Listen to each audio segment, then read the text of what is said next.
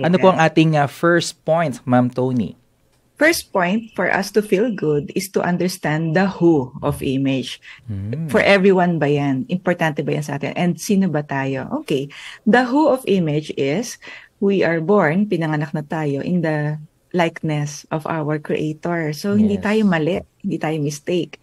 Isa tayong fearfully and wonderfully made. Amen. Sometimes we feel na mali yung ilong natin, mali yung buhok natin, or malaki braso natin. Kulay And ng balat.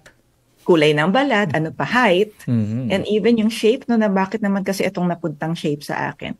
So when we begin to understand muna, kasi mahirap mag-accept pag hindi natin naintindihan, understand, and then eventually accept yung who, yung tayo, then body positivity ang term namin doon, or yung positive image, will now help us accept na, okay, hindi pala pangit ang ilong ko, iba lang yung height, iba lang ang shape. Hindi pala pangit ang balikat ko, iba lang yung shape niya and proportion niya compared sa ibang tao. So when we now appreciate yung likeness natin, yung image natin, yung uniqueness, then that's the only time we feel good. Kasi sometimes we try to wear or even have a haircut imitating.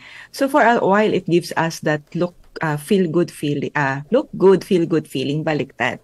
However, when someone tells you na feeling mo naman matangos na ilong mo, kahit anong gawin mo naman magaspang yung balat mo, nawawala ulit no sa direction. So we need to understand first yung who.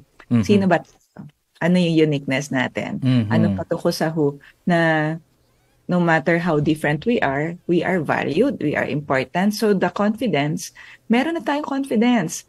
Hindi lang siya naka-anchor sa ibang tao, hindi rin siya naka-anchor sa, sabihin natin, brand ng suot natin.